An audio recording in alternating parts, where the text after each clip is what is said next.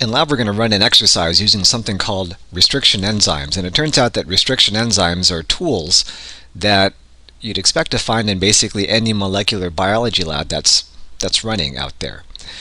Basically what restriction enzymes do, like this picture shows, is that they're enzymes that cut DNA somewhere along its sugar phosphate backbone.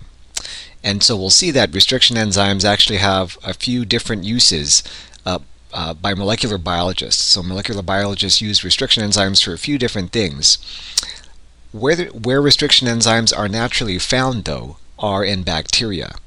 So it turns out that you may or may not know this, but bacteria can be infected with viruses. And so kind of as a way of protecting themselves against viral infection, what a lot of bacteria can do is that they can make these restriction enzymes. And the purpose of making them is to chop up any viral DNA that tries to infect the bacterial cell. So it's kind of a rudimentary defense mechanism that bacteria have against viruses that try to infect them.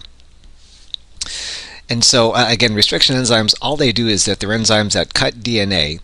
It turns out that restriction enzymes don't cut DNA just in any old place. So a couple of things to know about restriction enzymes is that they cut DNA, but at specific spots. Right, so we'll see that there's actually different types of restriction enzymes out there. And the way that these different restriction enzymes differ from each other is the fact that, one, each type of restriction enzyme will recognize a different sequence on DNA. Not only that, but each restriction enzyme will cut the DNA in a different way after it recognizes the sequence that it's specific for.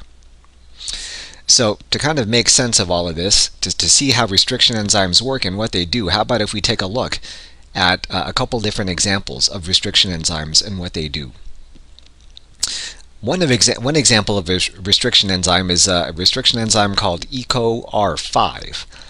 And so again, EcoR5 is a restriction enzyme, which means that what it does is that it cuts DNA somewhere along the sugar phosphate backbone. It can only make that cut, though, if a certain sequence is present within the DNA.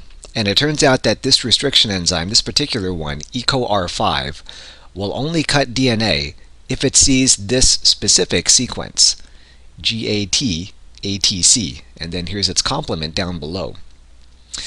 And so if EcoR5 happens to run across this specific sequence, then and only then will it cut within that sequence somewhere. And the way that EcoR5 cuts is that it actually makes a cut between the T and the A, and then the T and the A down here. And so if you were to apply that to an entire DNA strand, so say that we have, here's this portion of a DNA strand, and if we treated this DNA strand with this restriction enzyme, EcoR1, what we're saying is that EcoR1 will cut this DNA in half only if this particular sequence is present within this DNA strand.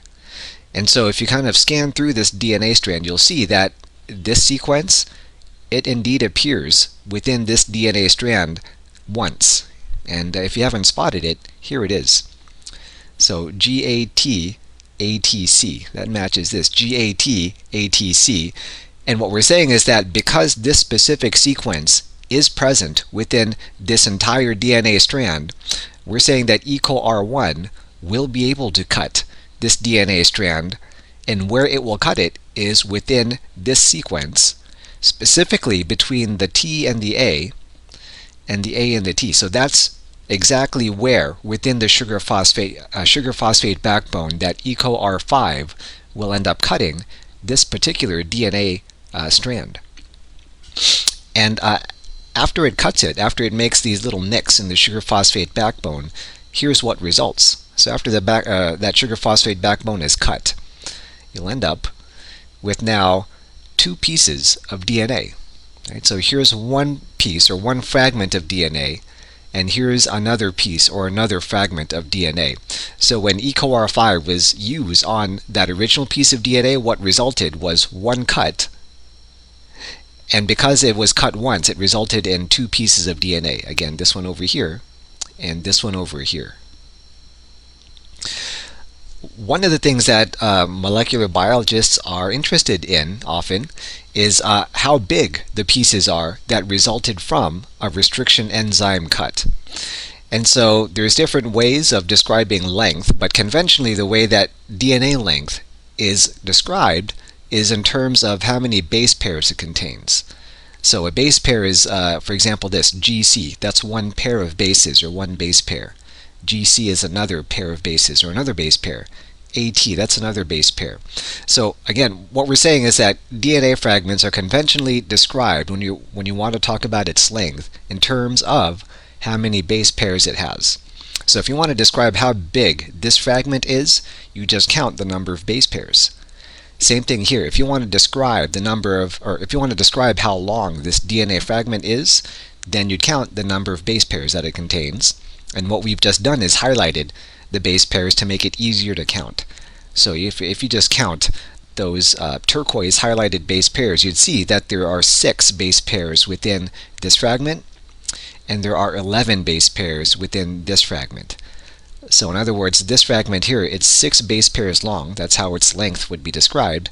This DNA fragment is 11 base pairs long. Typically, if you're talking about a real-life DNA strand, like real DNA strands are really, really, really long, like millions of base pairs long. And so typically what is done is that base pairs aren't described in terms of, or length is not described in terms of base pairs, but instead in terms of kilobase pairs. So just a useful little conversion factor here. Whenever someone is talking about 1 kilo base pair, that's equal to 1,000 base pairs. And again, conventionally kilobase pairs are used when describing DNA length because DNA, real DNA, is made up of millions of base pairs. So again, what restriction enzymes do is that they cut DNA, but only if they see the sequence that they're specific for. It turns out that not all restriction enzymes cut like EcoR5 cuts. And so here's what we mean by that. Another example of a restriction enzyme that's out there is something called TACA1.